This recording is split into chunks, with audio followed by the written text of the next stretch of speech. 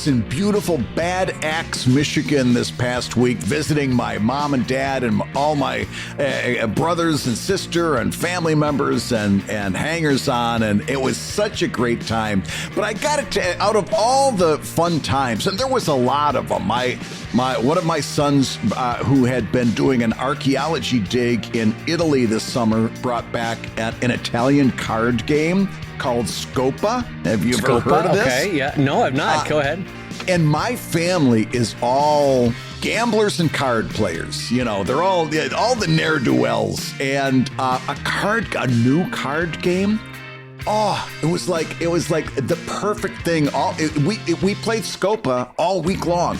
Was it based on a deck of 52, or was it some unique thing that was designed? It's not really. You've got to take out all of your 8s, 9s, and 10s, I think, and then the jacks stand in for 8s, 9s, and 10s. The jack, queen, and king stands in for 8, 9, and 10 respectively.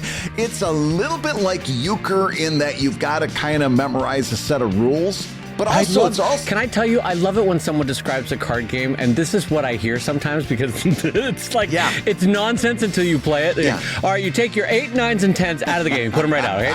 You take your queen, you put it under your right butt cheek. Okay, that's great. Then, the joker, you want to take a Sharpie, and you want to change joker to jack, lantern. He becomes the jack-o'-lantern. Like, when you're first hearing the rules for a card game, it makes no sense, but keep going. Yeah. Oh, no, I feel the same way. But it's one of those games that once you play one hand, you get it instantly. Yeah. So we played Can I tell you, I had, just pause you twice in a row, I'm sorry. But I had this with a Turkish, I think it's Turkish game called Tanj, that a Turkish fellow university student taught me in England. Glow and I played it all summer. Every train ride, everywhere we went, we played Tanj. Yeah. We love the game.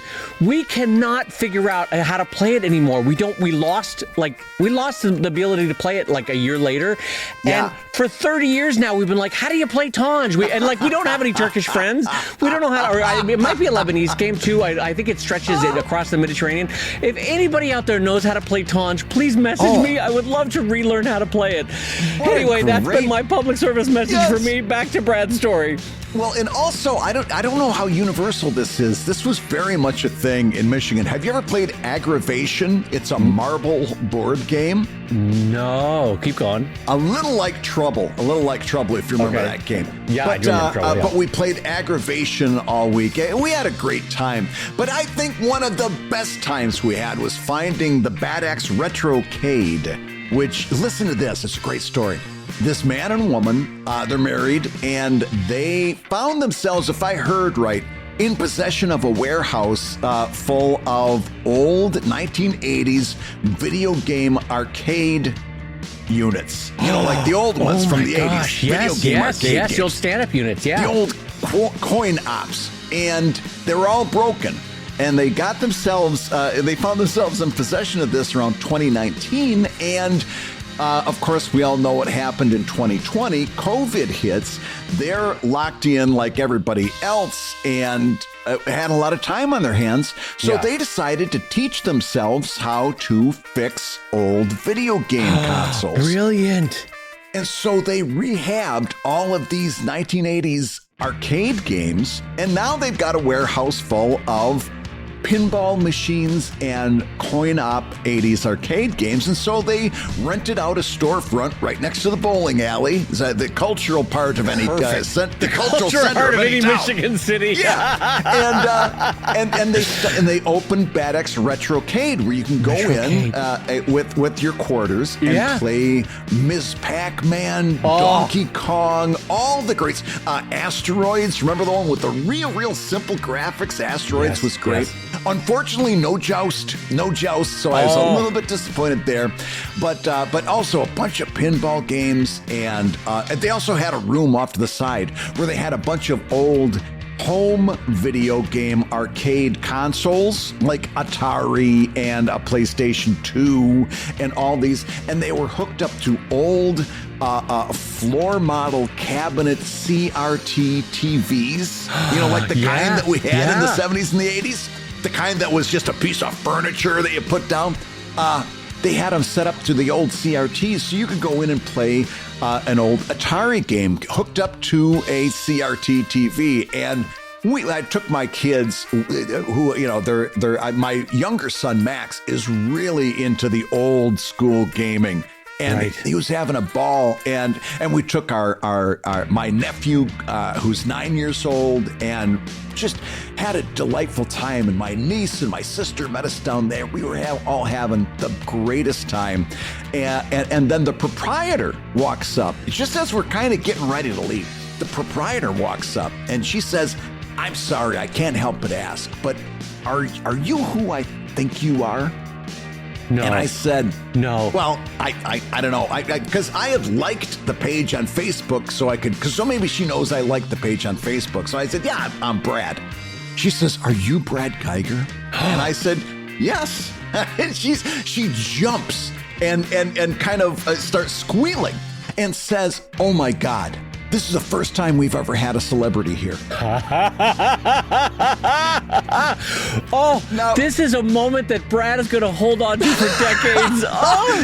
Do you remember that scene in Naked Gun where something happens and off to the side, O.J. Simpson and the sidekick cop smack their forehead, and then two other people smack their forehead, and then everybody in the audience smacks their forehead? Yes. That was pretty much the reaction from my sons and then the rest of my family who were assembled in the side. They're like, "Oh, God, now we got to listen to that." She said, we went down and got your book, the How to Make Webcomics book from the library, and we took it to our son who's interested in comics, and we said, "A celebrity can even come from Bad Axe, Michigan, and here's the proof." Oh my God. Can I tell you where I thought this story was going to go, tying it all together? Yes. I thought she was going to say, "Are you Brad Geiger?" And be like, "Yes." And she's going to be like, "I'd like you to come over here to Donkey Kong Jr." And over there, like, we rebooted it up, and the number one score was still BJG from 1988.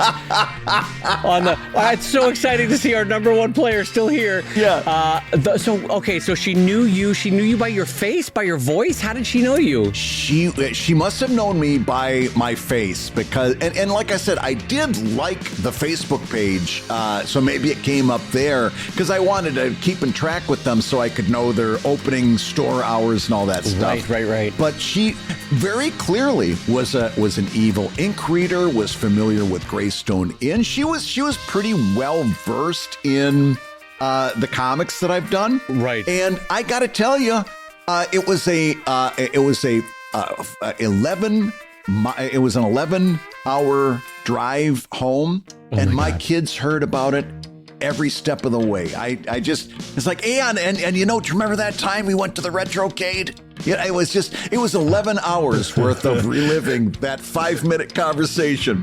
Oh my God. I love the idea that you're making your way back to Philadelphia. You're in like West Pennsylvania. You've got the music going in the car, and then you just hear this hand like slowly turn down the music. You guys remember when that woman came up to me and said, "It's so nice to meet a celebrity"? You guys remember that moment? Anyway, fun moment, huh? I'll turn the music back up. Okay, back to the music. Yeah, back to the music. I'm telling you, those moments don't happen often, but when they happen, man, you gotta make the best of them. You gotta treasure them. And on that note, speaking of treasuring it, I'm gonna say hello, everybody, and welcome to Comic Lab, the show about treasuring celebrity and making comics. And making a living from comics. I'm local celebrity Brad Geiger, the editor of Webcomics Handbook on Substack and the creator of Evil Ink. And I'm his pal Dave Keller, cartoonist of Drive and Sheldon and co-director of the comics documentary Stripped. And this week's Hour of Comics Advice is made possible by your support at patreon.com/comiclab. So Dave, let's talk comics. Let's talk comics, my friend. And if I have my calendar right, there is one day left in my Kickstarter for my new Drive book.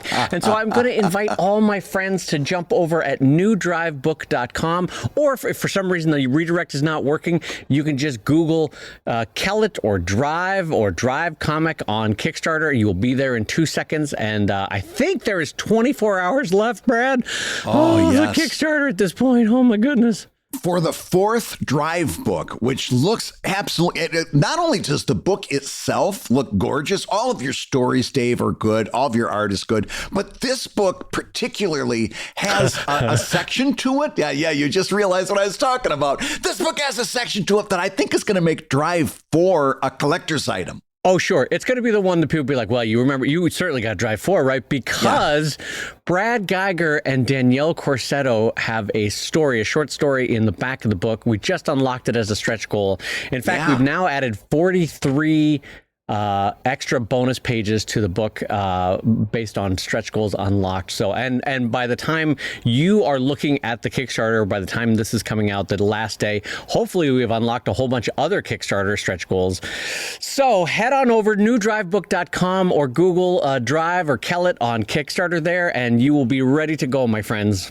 As a matter of fact, speaking of Danielle, I'm having lunch with her in 2 days. She's in Philadelphia right now. She's doing a 25th, and it's the 25th anniversary of Girls with Slingshots, and she's doing she's doing a book tour. She's going all across the country, kind of like we've always talked about doing, doing book signings at different places. And so she's in Philadelphia. We're going to have lunch tomorrow before she does her book signing. It's going to be at Head House Books, but by the time you hear this, it's going to be too late. But I'll make sure that we talk about it in the Discord server. But yeah, Danielle's in town, so I will give her your best regards. Well, please say the biggest and warmest hello to Danielle for me. And also pick Danielle's brain as best as you can on how we could do it for Comic Lab, because I still want to do it. Yes. I still want to rent that little mini RV and drive across the country doing signings and talks. Oh, Brad, I think about it all the time. I think it'd be so fun. Like I said, I spent 11 hours, 22 if you count both ways, a lot of time on America's highways. And every time I had three main thoughts on those highways. Number one, if you're getting passed on the right, you're driving wrong. That's the one thing I want to tell you. You should, if somebody's passing you on the right, you're in the wrong lane. Number two, every time I saw a mobile home, I'm like, oh my God. I was talking to my dad. I'm like, because we said the neighbor had one on cinder blocks out next door. And I said, my podcast partner and I, we want to get one of those. And he says, those don't get more than like a mile or two per gallon. I'm like, seriously? He goes, yeah, you're going to pay through the nose in gas alone on those things. Yes, but there are now 2 companies making electric RVs. No. And I don't know if we could rent them yet. I don't know if they're in the market. You know what I mean? Like they first go to sale to, for top dollar. Yeah. But by the time we eventually get done planning this thing, who knows? Maybe the electric RVs will be out and moving around and stuff. They're not big. They're the mid-size to small-size RVs. So we probably have to spoon, but there we go. But anyway, so whatever info you can get from Danielle, because I want to do it. Comic Labs across America and book signings. That'd be so much fun. And of course, the third thing that I thought when I was on the road, other than those first two, is, even a celebrity can come from Bad Axe, Michigan. That's the three things. I knew you were going to work it back in. Oh, yes. Oh, so Chef's Dave, kiss. This is the first time we've been together for a little while. We had Scott pinch hitting when you were in San Diego. You had Kevin very kindly jumping in to pinch hit while I was in Bad Axe. So I haven't gotten a chance to ask you for weeks, how did Comic-Con go this year in sunny San Diego for Dave Kellett? Fantastic. San Diego Comic Book Convention. Oh, wonderful. It was great. So San Diego, for those who don't know, 5 days in San Diego, right along the water on the harbor there at the San Diego Convention Center. About 130,000 people, 150,000 if you can include all the offsite events. There were, in my mind, less major media events this year as a result of like the lingering results of the strike than there were in past years. Deadpool sort of dominated, and Robert Downey Jr.'s announcement of Marvel stuff upstairs sort of dominated at one point. But in general, Brad, I got to tell you, I went into this show, even as we recorded last year, the results of last year, I said, well, 2024 is going to drop because there won't be the Hollywood strike. Yeah. And I thought it was going to drop back to the level that it had been in 2022. You know what I mean? Like, why would it have artificially grow and then stay that much? Yeah. But so for those that don't remember, last year, Comic-Con grew for me 34% in sales, a third better than any other one. And it had gotten to 16,000, which was like bonkers good for me. This year, there was a slide back, but only 5%. It was 15,200 at the end of the day. And I was like, I'll accept that. That's great. Considering that there's still Hall H events. Robert Downey Jr. is still pulling 5,000 people off the floor to go hear about Dr. Doom. I'll still take a 5% loss any day of the week. That sounds great to me. Yeah. Which is still a huge gain over 2 years ago. Yes, I mean, it's still a big leap forward. So here's my question. Other than what you've already identified, which was a little bit less of a Hollywood presence, is there anything else that you credit for your good showing out there? Yes. I mean, what we've done in the last couple of years, and it has sort of paid off, is we do 4 to 6 new pins every Comic-Con and have them as Comic-Con exclusives. Yeah. And we do, because the cost of producing them is not high. We had a new book this year, which came in literally the morning I was leaving for Comic-Con. So the pallets got dropped off at 7. I'm not kidding. And I was on the road at 7:15, 7:20. Like I was literally on the road 20 minutes later. Yeah. So that made a big difference. Also, I now have a second perennial seller in the Anatomy of Dinosaurs book. Dinosaurs just sells. Yes. And so I'm really excited for next year because I'll have the Anatomy of Dogs book, and I think that thing's going to be gangbusters. I really do. Yes, so, of course. Which is good because Pugs, my other perennial seller, is this year for the first time ever faded a little bit from its previous sales. So I think I might have reached, for the most part, maximum sales for that thing, and maybe it's starting to taper off now. Finally, after 7 years, 8 years of that thing doing great. So, all of which is fine.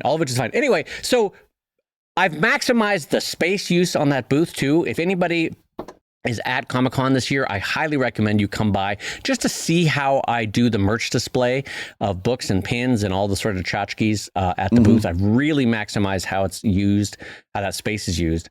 And we're frankly just really good at it now. I don't normally try to be egotistical on the show, but I'm really good at doing San Diego Comic-Con now. I've got it down. Like I know exactly how to do it, when to do it, what to do, all that sort of stuff.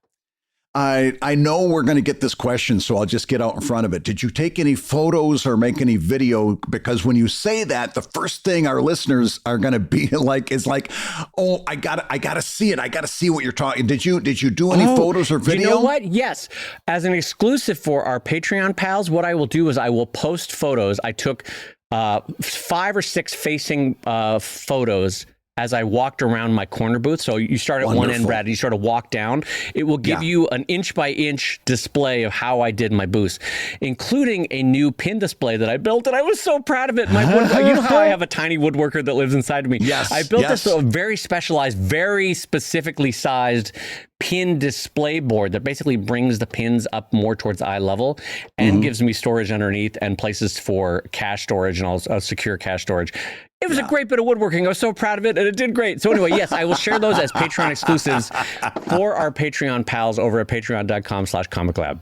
Yeah, well, good. I'm glad to hear that. Also, just before we turn to our first topic,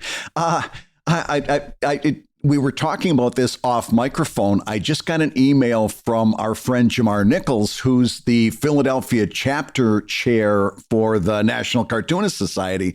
It looks like they might be getting a booth for Fan Expo Philadelphia. And he sent out an email saying, hey, do you want to, basically asking people if they want to come out and sit. And I'm like, all right. You dragged me back in. So thanks to the National Cartoonist Society, I might be, depending, this is all up in the air, I'm sure, but I might be going back to doing a convention or two throughout the year because you can't pass that up. Yeah, free space makes such a difference cost-wise. Yes. And, for National Cartoonist Society members, they have a free, it's probably 30 linear feet, 40 linear feet of booth space.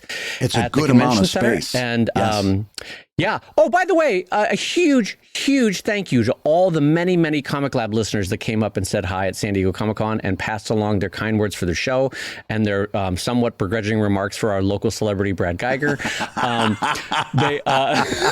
They came up all a titter. You know Brad Geiger. Like, imagine the fingers gently touching their lips, like they're all excited. Their fingers are twiddling. But they were all very excited, and it was really fun to be able to pass out all the free pins to all the Comic Lab listeners that came up. So thank you to everyone. I think our farthest listeners, Brad, that came to the booth were from Mexico City. Oh, no. Our farthest one was from France. There was a French listener that came up to the booth who spoke fantastic English, by the way. And I was very impressed that he and his wife had come out from France for the first time ever to Comic-Con. Holy cat. And they weren't like completely insulted and offended by our French accents? Holy shit. Oh God, I didn't even think about that. I always do my French nonsense. Yes. Oh my God. Thank God I didn't bring that up. Oh my God. You're right. I forgot about that. The only thing worse would have been if they were from Wales. Well, I'll tell you this, though. The one thing I did ask them, I said, okay, so it's your first time at Comic-Con. What is your first impression of Comic-Con? And they were like, well, we'll say this. It's very American. And I was like, oh, yeah, that's got to be the read on this. Because it's just it feels so commercial based compared to any of the French shows that I've ever seen. And granted, I've only seen two. Compared to Angoulême? Yeah. It's so anyway, but that was our two farthest listeners were from Mexico City and from France, from Paris. So thank you to everyone who came out.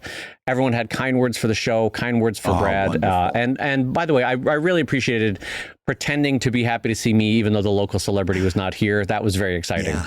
Well, I'm glad that you were there at least as a placeholder. So somebody had someone to talk to about me. Yeah, exactly. At least there was that, that was good. That's the thing is people just want to be able to express their love for Brad. And that's what I'm there for, is even they just say like, you.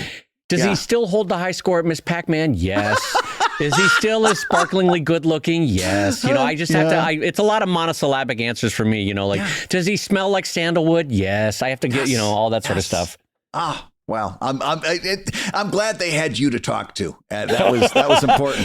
So, but anyway, the button on all of this is San Diego Comic-Con was fun. I still love going. I still it's the show I enjoy. I don't necessarily recommend exhibiting there. This is always the big caveat I have to put on my joy for the show. Remember that I live in Southern California. I can load up a van and drive there. I can stay with family down there. It is not tricky for me. There's no airplane flights. That was what I'm getting at there. There's no, there's no real big cost. The booth is incredibly expensive, but everything else is affordable. So I don't necessarily recommend doing it to others, but gosh, do I enjoy it. That's my report for 2024. So let's turn to our first topic, and it's a hot one. You're going to get this show a little bit after we record it, but right now on the day of recording, this announcement came out yesterday. So it's still all over social media. There's a ton of misinformation and disinformation. Luckily, we've been able to get on top of it in the Discord server to help people parse this on their own. But what we are talking about today, of course, is Patreon's announcement on how their payments are going to change for people who start a subscription after November using the Apple iOS Patreon app. Okay, so it goes like this.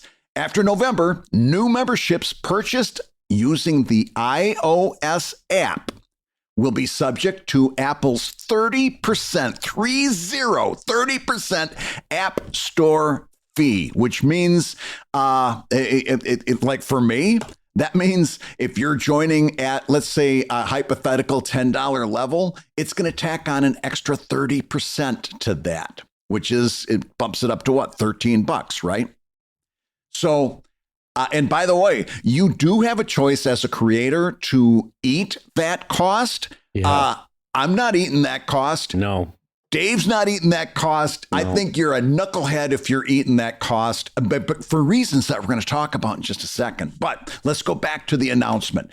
New memberships, and that's something to underline, not your existing memberships, new memberships purchased after November, subject to Apple's 30% App Store fee. Now, Patreon goes on to do I think, admirable job because they've been in these shitstorms so often they can see it walking up Broad Street. The very next paragraph is this.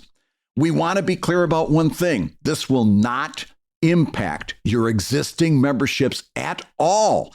Apple's App Store fee only applies to new memberships and only the memberships purchased using the iOS app.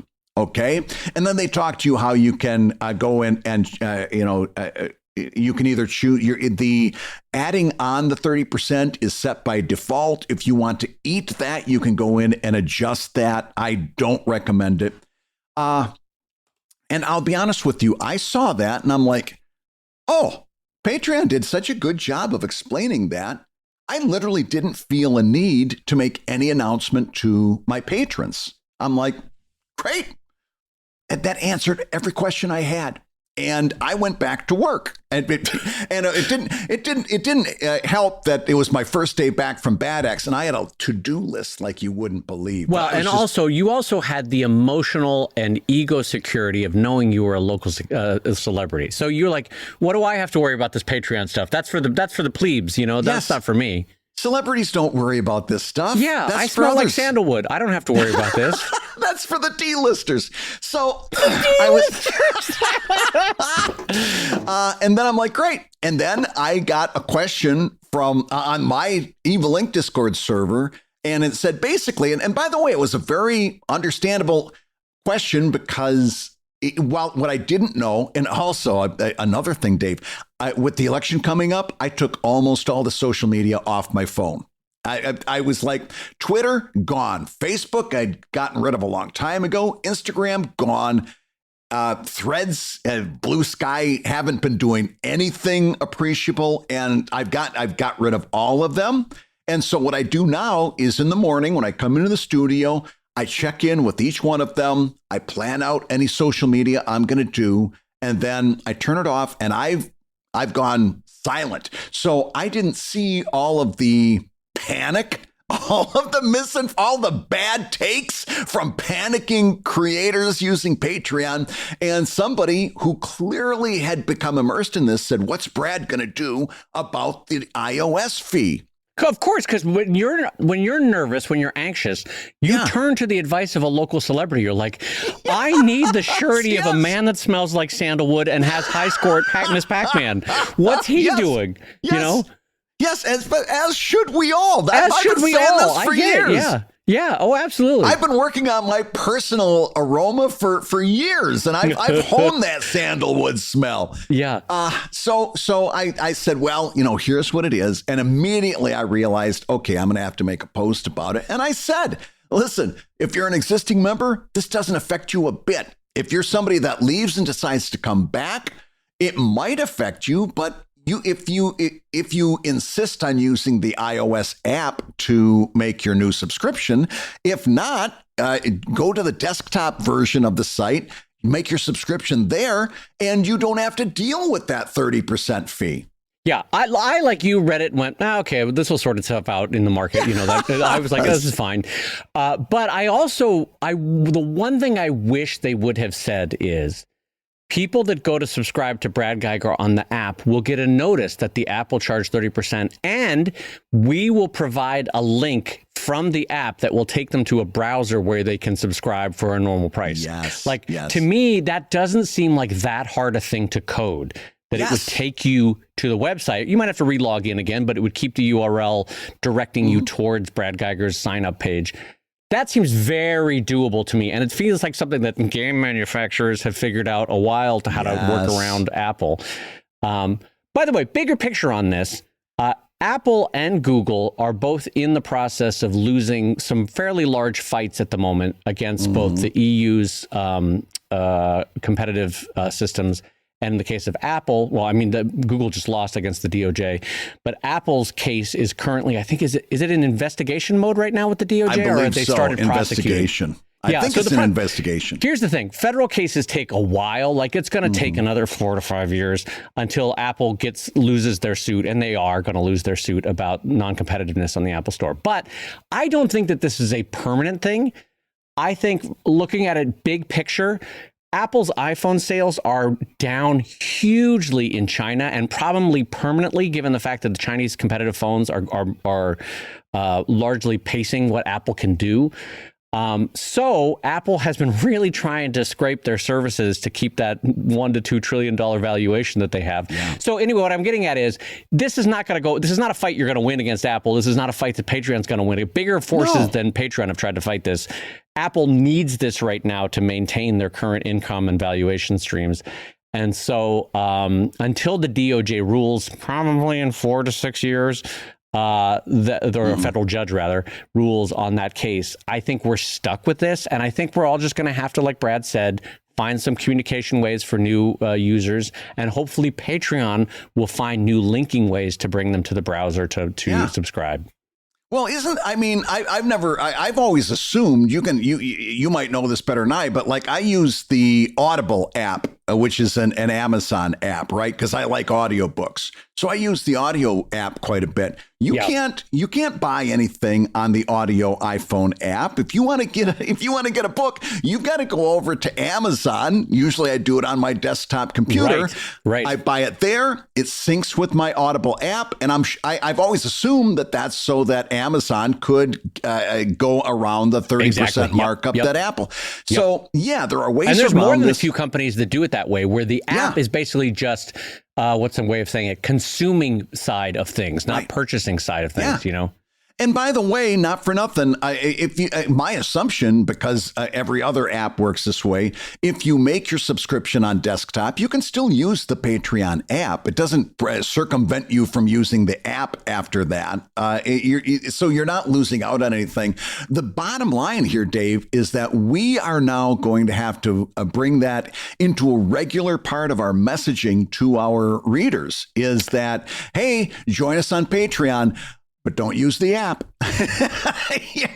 Join us on Patreon. Use your desktop. We're going to have to find some clever ways to word that so that we can convey that information in a quick, tidy little packet of words.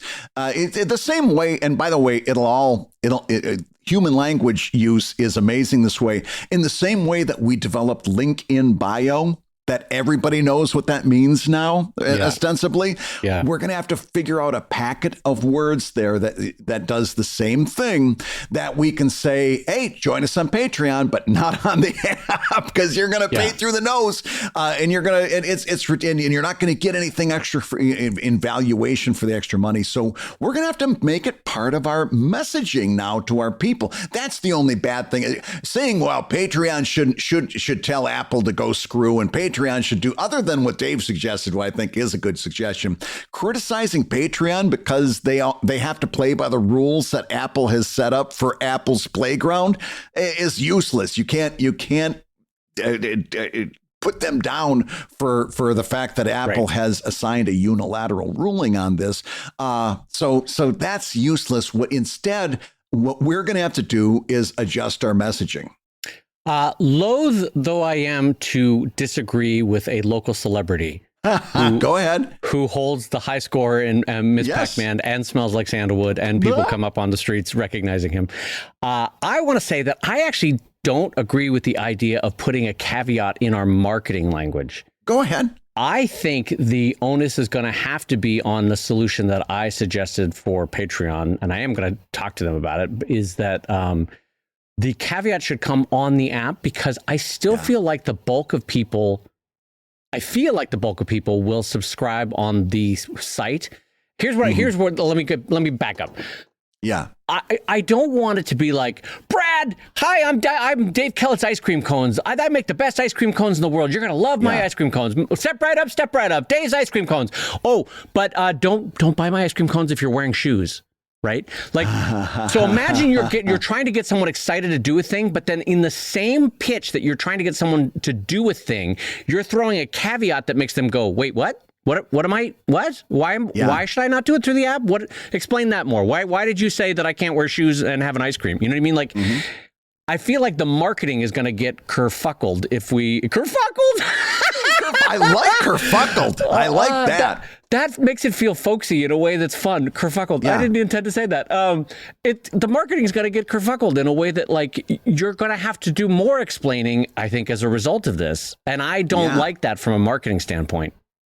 I don't. By the way, I agree with you. I think it's going to be both. I think we're going to have to do some messaging until Patreon covers that base. I agree, it's not optimal. However, I'm gonna do a gentle pushback on that. Have you ever gone into a store and that store has right by the cash register that there's going to be a 3% upcharge for using your credit card? So if you want to use cash instead, you can. Have you ever gone into and seen one of those? I have, yeah. I've also seen no shoes, no shirt, no service. So, there's always some caveats on getting an ice cream. Yes.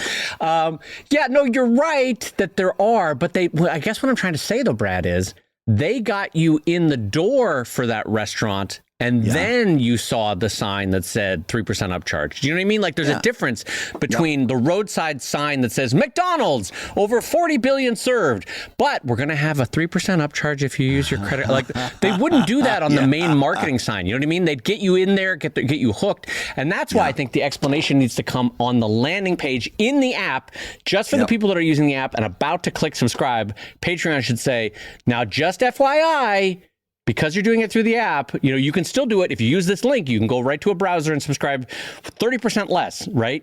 Bada bing, bada boom, you're instantly there. That's where I think the onus is going to have to land, because otherwise you're really kerfuckling your I love it, your marketing message to people that don't need to be scared off when they haven't even walked in the door yet, you're not wrong. You're absolutely not wrong about that. I hope that shows up soon. I would think that's a no-brainer for Patreon to do. I really hope it happens. I'll be honest, my reaction to this is going to be put my fingers in my ear and go la la la la la and just let people sort it out. Like, everyone's smart enough, savvy consumers. Well, that's not true, but I would think that Patreon is going to recognize that this is a systematic problem that needs a systematic solution, i.e., they'll need to explain only to people that are trying to subscribe on the app, here's what's happening. That's not on Dave Kellett. That's on Patreon, Yep. No, I agree. I think you've got a good point there. Hey, if you're listening while you work, take a minute to stand and stretch. And while you're doing that, we're going to tell you why you should join us on Patreon. When you do, you're going to get hours and hours of podcasts that we've recorded just for backers. And exclusive Patreon posts that go even deeper on Comic Lab topics. And access to our exclusive Discord server, which is a thriving community of professional cartoonists. So you can support the show you love and get tons of actionable resources for your own cartooning. And listen, if you can't swing a pledge this month, we get it.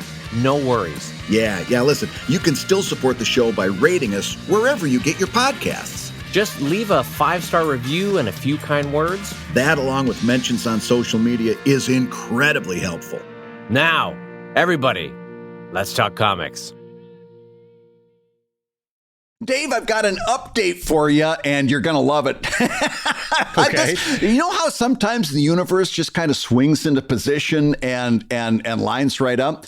The last time that you and I were together recording a show, you had this off the top of your head, word association bit where you were talking about drawing a kangaroo with 4 wieners, right? And we had a little runner on kangaroos. Well, I think we were talking about wieners. Sketchbooks, and I was like, you look down and suddenly you've drawn a kangaroo with 4 wieners. Yes. Yeah. That was episode 347, and it was just like top of your head kind of going with it, and so it was great. A week and a half later, I'm on the TIL subreddit. Stands for Today I Learned. Okay. Did you know that, by the way? Those little abbreviations. Damn it, don't play that word game with me. Did you know? Did you learn that today, Dave? Did you learn that? TIL, yeah. And all these abbreviations. It's like sometimes you don't like what does IDK stand for? I still think the greatest joke. I'm going to skip right over that. The best version of this joke ever, though, was on Modern Family, where he goes, my kids have taught me all sorts of acronyms. LOL, laugh out loud. ROFL, rolling on the floor laughing. WTF, why the face? That's great. That's great. Anyway, okay, Well, so you were on TIL, which is today I learned a subreddit, yes.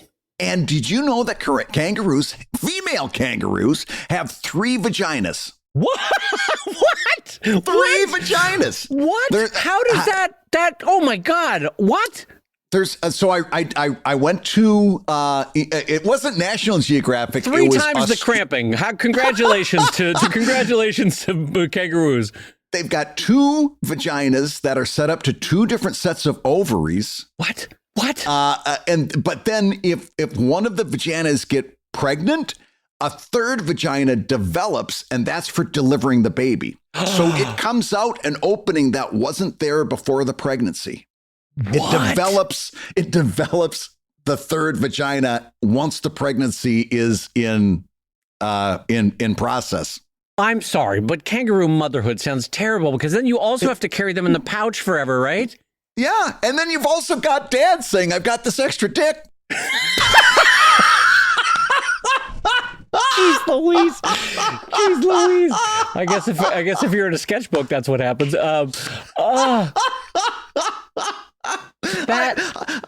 Oh my God. Sometimes biology, you're like, this is bonkers. Like, what was evolution thinking at that point? Like, let's go for a second one. I'm all in. Let's go for a 3rd. Whee! It's just, and also just the idea of, building something that hadn't, like something just develops on your body and now it's there. It's literally like growing a 3rd eye or something. It's very body horror in a certain way. Yeah, it's weird. The duplication of it is the odd part to me. Like, why? I mean, I guess in a water restricted environment, like, do you remember the movie Contact with Jodie Foster, where he goes, why build 1 when the military can build 2 at twice the cost, that kind of a thing? That feels like what kangaroo evolution did, is like, why have 1 when you can have 2 at twice the problems? Like, that seems like so complicated and weird. I remember so many scenes from that movie. I remember the guy at the very end, he jumps by making his knees bend backwards. Do you remember that scene? What? You and I watched 2 different movies. At the very end of that movie, it turns out one of the humans is actually an alien, and he jumps to get away, and his knees bend backwards to jump. Are you thinking of a different movie? Contact with Jodie Foster. This is the one where she's the astronomer at Arecibo in Brazil, which sadly no longer works. I'm so bummed about that. But she uses the Japanese-built version off the islands of Hokkaido, and are we talking about the same movie? Contact with Jodie Foster, where the woman, somebody puts a scorpion in her bed. That part I don't remember. Are you serious? You don't remember this? There is no alien that has backward bending knees. In Contact, yes. No, the aliens come to her in the face of her dad, in her thoughts. That's how they project in. But the guy jumps and he's got knees that go backwards. You and I watched 2 different movies. What? I'm having a stroke right now. Hold on. And it happens on Day of the Dead in Mexico.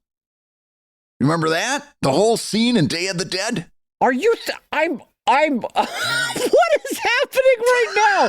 Day of the Dead. I don't remember a scene of Day of the Dead. Are you thinking of a different movie?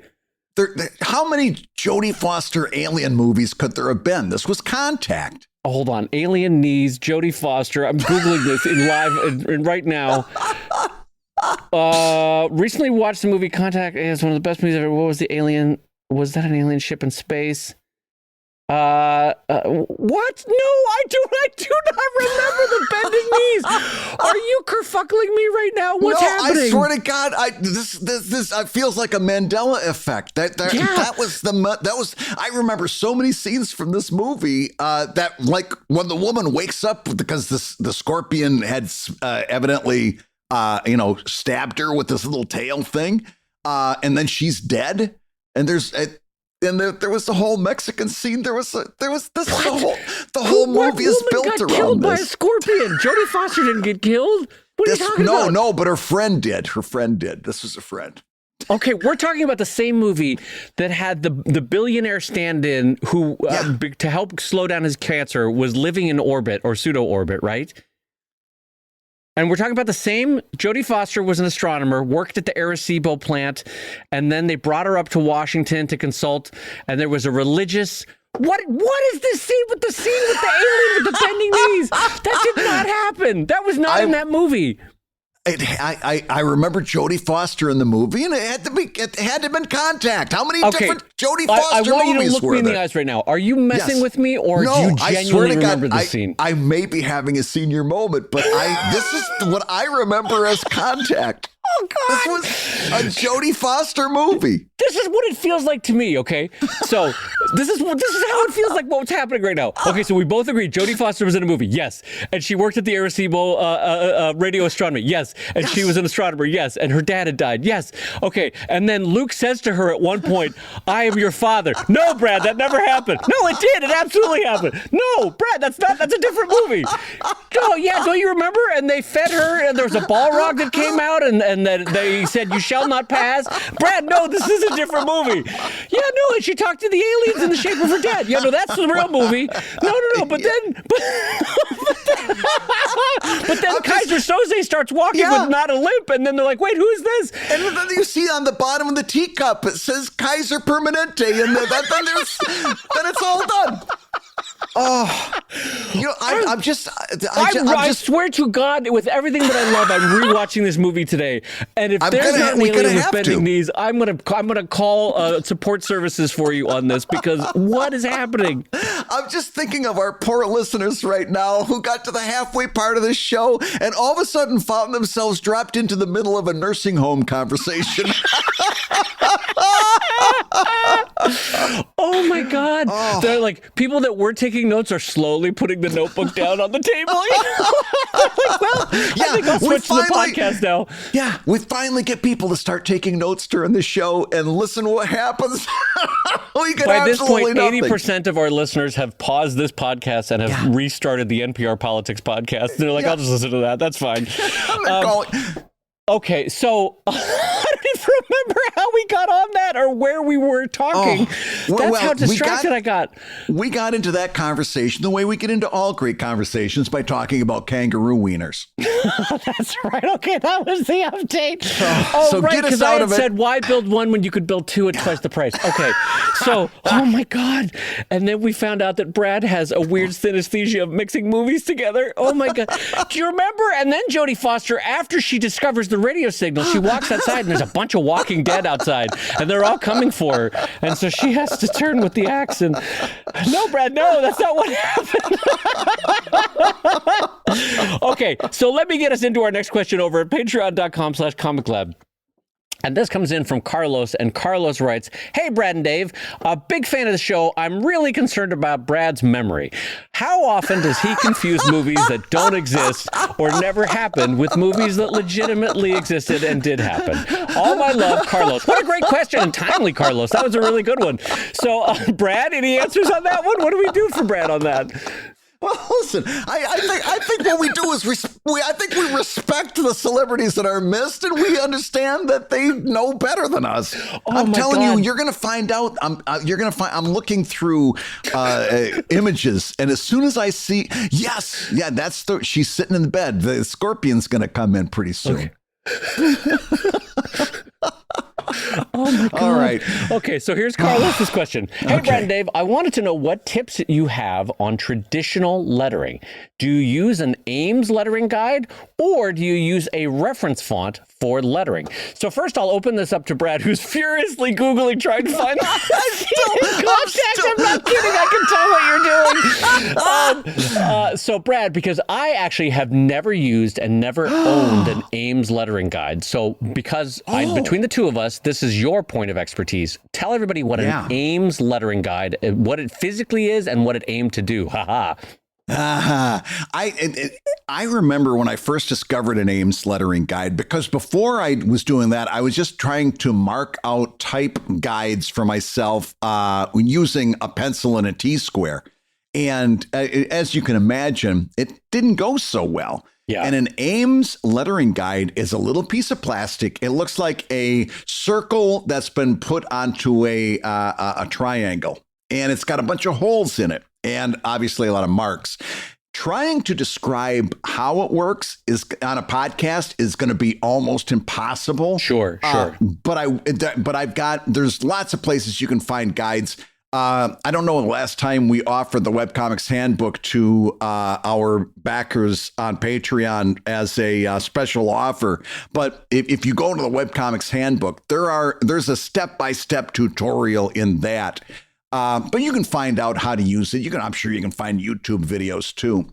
What it is, it's a little bit akin to the technology of a spirograph, right? Yes. Okay, so for those that visually remember a spirograph, where you kind of put a pen into a piece of plastic and you sort of spin it around and it makes shapes. Yeah. An Ames lettering guide is, let's just broadly, we don't need to get into brass tacks of how it works, but broadly speaking, you put a pen or a pencil into a piece of plastic at a certain setting, and it will create certain heighted lines. So you can do, I don't know, point to 8 inch, whatever you want, and you'll get lines that are spaced apart at a certain distance. And it's nice because you can do 5 or 6 lines of type. You can measure those out all at the same time. Yes. And so without moving your ruler, you go zip, zip, zip, zip, zip, and you can measure out all caps, and you can measure out the measurements you need for upper and lower case lettering. Right. And you can, the point is that once you, and it's real easy to figure out, once you figure out how to use it, you can easily set up very, very accurate, way better than you can do by hand, very, very accurate guide marks for lettering. And you can fine tune it to different sizes. I remember when I was doing some hand lettering for Evil Ink back when it was a comic strip, I had it set up and I found the setting that was just right for me. And then I just put a little piece of tape on it so that little circle wouldn't move anymore on me. Right. And so then I used that for about a year. I did hand lettering, and it's so great for setting up these very quick guidelines for doing hand lettering. And it's very cheap. It's like a $5 instrument that you can buy. It's the cheapest. In fact, I'm genuinely surprised. I, who love all sort of ephemera of cartooning, I've never owned one, never bought one. That's never amazing to me. I know it's weird. Because So you did hand lettering and still do hand lettering. How do you do hand lettering if you're not using an Ames lettering guide? Okay, great. Well, we'll get into it because I still do hand lettering on Sheldon, which is drawn with pen and ink on paper. So let me tell you the way I historically did it. And then I can talk about the strategies that I developed over time to do it better and better, I think, with each step. So the first stage, sort of high school, college, young adult Dave, I would literally draw very light pencil lines on my comic. And I had a specific measurement that I would start down from the top height of the box, right? That would be the top line of the first one. Then I'd do the bottom line. Then I would do this interstitial spacing area, which was like a third of the previous space, if that makes sense. So basically, the height of a capital letter, a little tiny space, another height of a capital letter, a little tiny space, and you would go down 5 or 6 lines, and that's how I would letter my comic. Not great, not efficient. Created a lot of erasing for me when it was all said and done, because I would do lead pencils. So then what I came up with, and Brad probably remembers this, I came up with a lightbox lettering guide that physically existed and was permanent, recreated those same penciled marks in black ink on an 5 by 17 piece of paper. I laminated it, so I never had to think about it again. It perfectly matched the size of my pre-cut, pre-designed comics that I separately made using a table cutter and an industrial designer. All of which to say, that worked great for about 15, 20 years. And then I came across a method that Meredith Gran, I think, was using, or somebody was using. Who was using it? Anyway, when I was filming Stripped, I saw somebody do this, and I was like, oh, that's so much better, where they started to pencil and do all their digitals in Photoshop, right? Bada bing, bada boom, it's perfect. Everything, you can resize. You have all the advantages of drawing digitally. You can flip somebody around 180. You can lasso and bring a face down, modify it. Now panel 3 is done, all the quick penciling tricks that you can do digitally. And you can letter digitally, which is great for line breaks that are more advantageous, or breaking line breaks that are advantageous to phrases and sentence structure. Anyway, what I did is I found a font that was similar in size and approach and style to my own natural handwriting. In my case, it was a font called Heavy Metal, Mettle. You don't necessarily have to use it. I'm just telling you what was similar to my handwriting.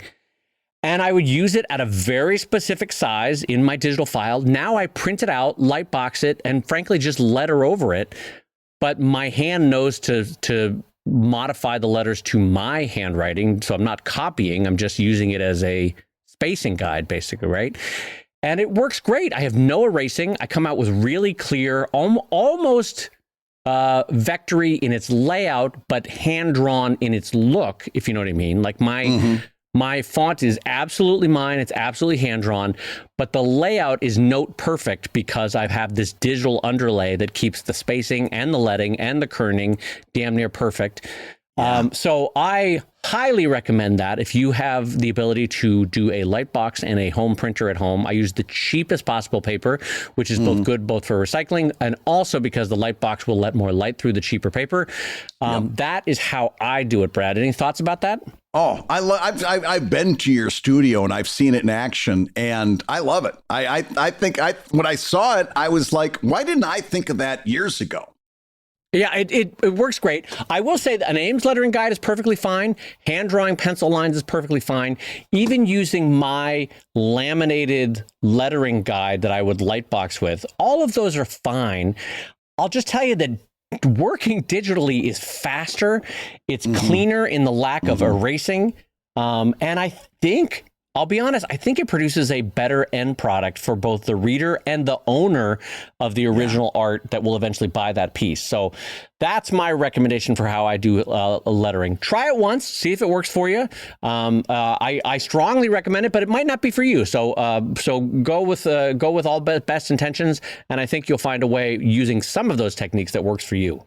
Yeah, and just to put a button on it, anybody that starts hand lettering, you're going to have a little bit of a learning curve, and that's all part of it. And there are some significant, like Dave mentioned, some significant bonuses, some significant pros to using hand lettering. That's not the least of which is it increases the value, I think, of your original art. Certainly increases the curb appeal of that original art. Yeah. But you're going to have a learning curve, and that's okay. That's part of it.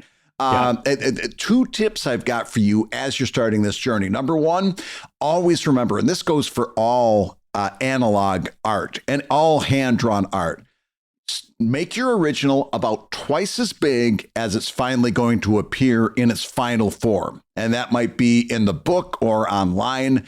You want to make it about 200% of what it's going to be. You want to be reducing it significantly. That's going to sharpen up all of your lines. Also, it's going to make your lettering look a little bit better because it's going to sharpen those up as well, and it's going to help those firm up as you reduce it. That reducing eliminates a whole host of sins when it comes to hand-drawn art. It's one of the great secret weapons that we all use is reduction. You can really make your stuff look great. James Thurber, who of course one of the all-time greats of the New Yorker cartoonists. I think he worked on. He had vision problems, but he was working on these huge sheets of paper to do his very minimalist drawings. As was Schultz, as his hand got shakier and shakier. Yes. I mean, you look at those Schultz originals; they're gigantic compared to what he finally got reproduced at. Yes, absolutely. And so that's my first tip. The second tip, especially as you're starting out your lettering, is this: once you're done, take that and flip it around. Either scan it and do a horizontal flip to it, or if you've got your light box out, just take that finished art, flip it over, look at it backwards or look at it upside down. All of a sudden, all of the problems that you're having are going to come jumping out at you. And then you can see what you need to fix in your lettering. Right? You can absolutely identify, because you're not going to be reading the words so much as you're going to be looking at the letter forms and the character drawings And then you're going to see, oh, you know what? I put that middle bar in the E too far down. I got to keep that in the middle. Or I've got to make sure when I draw an A, the crossbar on the A that goes in the middle, I got to keep that towards the bottom to open up that negative space, that little triangle in the A that makes it an A, right? If I make that crossbar too high, that's no good. I got to keep that down. You'll notice all of those things. You got to make your first loop in an R a little bit big. And don't worry about the tail, because again, you got to make that negative space big enough so it can be identified as an R. All of those things are going to come jumping out at you. And then buy a book like Nate Picos's book, his guide to lettering. Yes. That is an amazing guide to understanding lettering better. And that's going to get you well on your way on your lettering journey. That's right. And I'm going to give you the Dave Kellett 3 S's to hand lettering. Brad's going to love this because I did 3 S's. Look at him light up like, oh my God. I'm here this is for all it. he asked for is me reducing it to letter forms. So it's speed, shtick, and style, right? These are the 3 S's of lettering. And I'm going to tell you, let's go through each of them, okay? Yeah. So speed this is one that does not get talked about. Slow down when you're doing your lettering. Lettering is not something I know it's boring. It is not something to rush through. When it comes to your inking, it might take you a third of the time of inking that comic is doing the lettering. But it pays off in the reading of the comic. As Brad always says, they won't read your comic if they can't read your comic. And this is where the rubber hits the road. You've got to slow down. And as Brad was saying with his description of the A letter form, you've got to make sure your letter forms work. All right. So that's the S. Number 2 is shtick. Now, a lot of people are like, well, that's how I do it. I make my S's like backward Z's, or the lower leg of my capital K always goes out for 4 inches, or the first letter of every one of my words is always twice as high as the rest of the letters, right? And so I will say this as somebody who once had a shtick. Yeah. This is not where you want to have a shtick in your cartooning. No. The human eye has read many words by the time it's gotten to your comic. Don't make them relearn how to learn some weird letter form that you do, or some weird shtick that you do in the way you do your lettering, right? This is not the place to do it. But I will say this leads us to number 3, which is style. Start off with as clear as a writing a letter form as you can do, right? As Brad said, and as I said at the beginning, slow down, do it right, make it clear, make it crisp. You will find over time, like all of your cartooning, a style in your lettering will develop. I actually think, and I don't think I'm being egotistical here, I think now people can probably tell my lettering when they see my lettering. I think it has a style now. There's a Dave Kellett style to lettering. I think my W's are specific, my THs are specific at the beginning of a TH word, all of which to say is, the style will come, as Brad says, but it's hard to aim for it. Don't try to aim for a style in your lettering. Aim for clarity in the first 3 to 5 years. Your style will come in time, much like your cartooning. But for the first 2, 3, 5 years, just make it clear and crisp and easy to read. That's the goal of it, right? Eventually, your lettering, like your drawing, will become a mood setter in the comic. You will be like I can do now, all based on if you search on my Twitter, I think I tweeted something that showed the 5 or 6 hand-drawn, maybe 8 fonts that I use now that are all versions of my natural hand-drawn font. You will get better at creating what it's essentially sound effects fonts based on your handwritten fonts. That'll come, but that style will come in time. Don't necessarily try for it at first. Try just for clarity at first. So that's the 3 S's, Brad. I love the 3 S's, and this is a great moment in Comic Lab history. I think this is your first aphorism. I just have to say, this reminds me of one of my favorite aphorisms, which is ALD. Always listen to Dave. Oh, yeah. I got to tell you, that reminds me of my favorite, which is LCATB. Do you know that one? LCATB? No. What's LCATB? Oh, local celebrities are the best. That's mine. LCATB. That's another Comic Lab. Well, then that brings me to my second favorite aphorism, YBLTC. What is that? What is YTL? What? YBLTC? That What is stands that? for You've Been Listening to Comic Lab, the show about making comics and nicely making done. a living from comics. Nicely done. Your hosts have been my sandalwood smelling friend. He's got the current high score at Retrocade in Bad Axe, Michigan. He's Brad Geiger, the editor of webcomics.com and the creator of Evil Inc. at evilcomic.com. And my close personal friend Dave Kellett, currently wrapping up his Kickstarter, which you can find at newdrivebook.com. Yes, well remembered. Good job. And the co-director of the comics documentary Stripped, the cartoonist of Sheldon at sheldoncomics.com, and Drive at drivecomic.com. And the Comic Lab theme song is used with permission from Andy Creighton at theworldrecord.net. And this episode was edited by Matt Woodard of Woodsong Productions, who will hopefully fix that for me. He's over at Woodsong Productions at www.woodsong.media. If you love Comic Lab, you can rate and review the show on Apple Podcasts and on Spotify, and you may hear your review featured on a future episode. Thank you so much for those reviews on Spotify. You're keeping us right up at the top of the charts, and we appreciate you for doing it. And a huge shout out to the directors, actors, and production staff of the movie Contact with its famous line, "You come to me with this request on the day of my daughter's wedding." Who can forget that from the movie Contact? That was always a favorite. Comic Lab is made possible by your support at patreon.com/Comic Lab. So we'll go ahead and say that twice. Patreon.com/ at no point in the movie Contact are there aliens with bendy knees.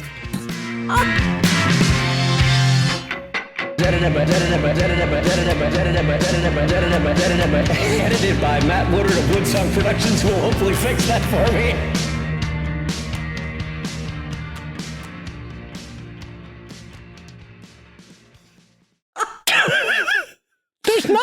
There's not. So, Dave. You're thinking of the M. Night Shyamalan movie where the aliens are afraid of water, I think. There's a movie called The Arrival with Charlie Sheen. Oh my God, did we get to the root of it? All right, yes, there's a movie called Arrival. And Ron Silver. All great movies have Ron Silver in them. And oh my God. It says not to be confused with the 2016 film The Arrival. Which I guess was another one, but oh shit, that one doesn't have Jodie Foster either. I thought I was going to be saved. This one was starring Lindsay Cruz, and if you remember, Lindsay Cruz throughout much of her career was always being confused with Jodie Foster, and so you can see how I made that mistake. But the movie I was thinking about was The Arrival, and she does indeed get stung by a scorpion, and there is a alien that bends with his knees backwards. Yes, of course. The Arrival. I can see. Yes, of course, I can see how that happens. Separately, to any listeners in Michigan, I need you to go pick up the local newspaper in Bad Axe, Michigan, because I want to see the headline: "Local celebrity suffers mental problem in memory." I just want to see the headline. If someone could swing by Bad Axe and get that headline for me.